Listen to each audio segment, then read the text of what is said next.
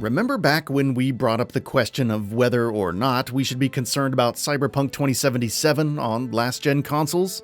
Well, the unfortunate truth is that we apparently had every reason to be concerned. Even a huge AAA studio like CD Projekt Red had some major issues with launching their game that was in development for over 5 years on last-gen consoles. That's not to say they won't make good on their promise of making the game better and fixing it up. I'm sure they will, but the launch ended up being a disaster by any reasonable measure for base PS4 and Xbox One owners. Sony and Microsoft were flooded with return requests, and even the PC port had more than its fair share of issues, despite that version easily being the best one in terms of performance.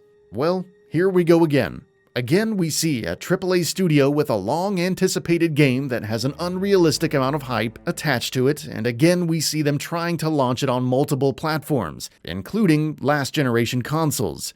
Obviously, Capcom and CD Projekt Red are very different studios, and Cyberpunk 2077 is a very different type of game than Resident Evil 8. But it's hard not to compare the two situations in a general sense given the outcome of recent events. So, what exactly are the differences? Well, first of all, Capcom is a very different company than CD Projekt Red, while the latter is a somewhat newer company founded in 1994 and has a little over 1,000 employees and has largely focused its efforts on one franchise for the last decade.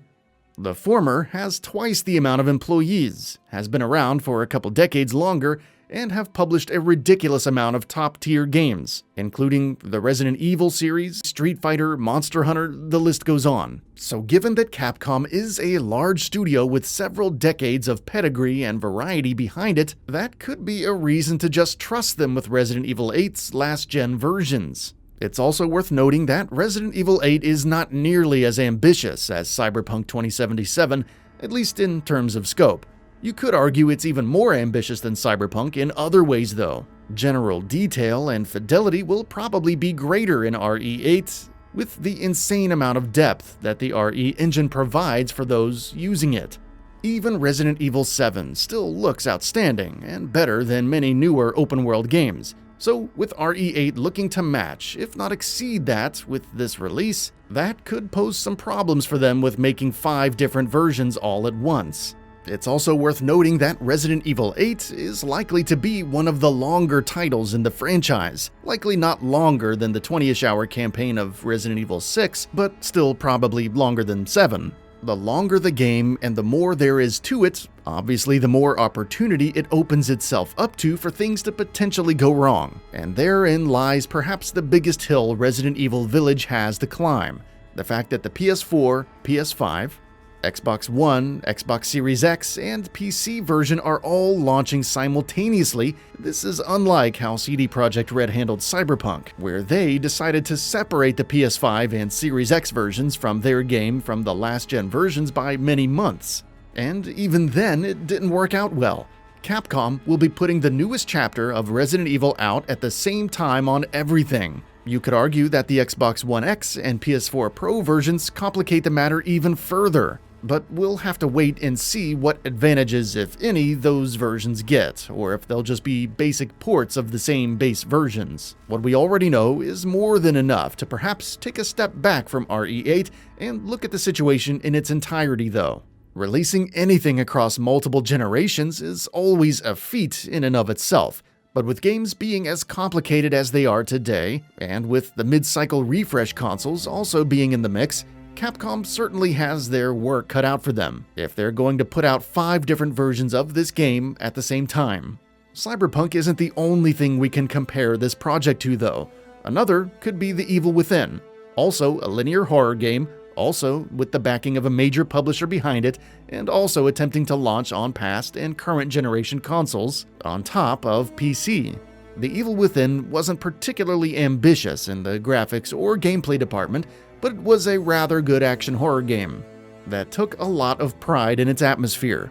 That atmosphere, however, was regularly broken by the last-gen version's frame dips and screen tears on the 360 and PS3. Some of these issues were patched over time, but many of them weren't, which ultimately made those last-gen versions of The Evil Within the demonstrably inferior ones. The time it would have taken to iron everything out in those previous versions probably wasn't really worth it to Bethesda.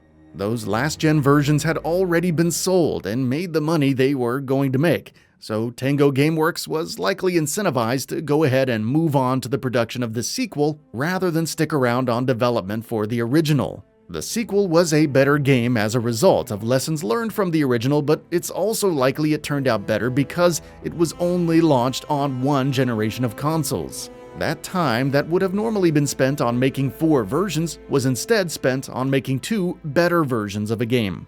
It's also worth noting that Resident Evil 8 will launch with an online component, or Everse or Reverse, and that could also leave their product open for problems as they try to get this multiplayer portion working across generations in a satisfactory way. Black Ops 3, also a cross-generation title, and also a title with a hefty multiplayer component, had to totally drop the entire co-op mode as well as the campaign for their last-gen versions in order to make that cross-generational launch work out. And that is with the backing of one of the largest video game publishers of all time, Activision.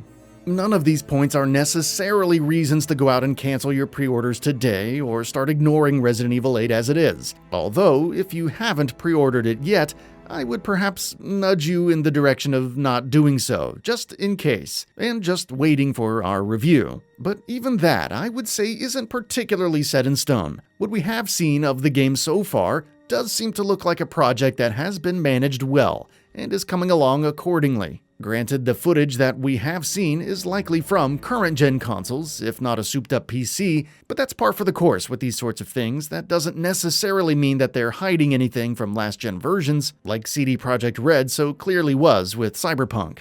Warning signs I would keep an eye out for, though: any additional delays that aren't explained very well, an announcement that the multiplayer component is being pushed back past the launch of the game, or reviews being forced to use pre-approved footage and vertical slices instead of genuine gameplay. The first 2 aren't necessarily death sentences, but the last one is a pretty big red flag at this point. And the game could still launch with problems if none of those things happen, so it's just something we're going to have to keep our ears to the ground on, and tread lightly when it comes to buying on day 1 or pre-ordering, which is something you should probably be doing anyway. That's it for this video. If you enjoyed and would like to see more, feel free to hit that subscribe button and hit the notification bell to ensure you'll be notified when new videos go up.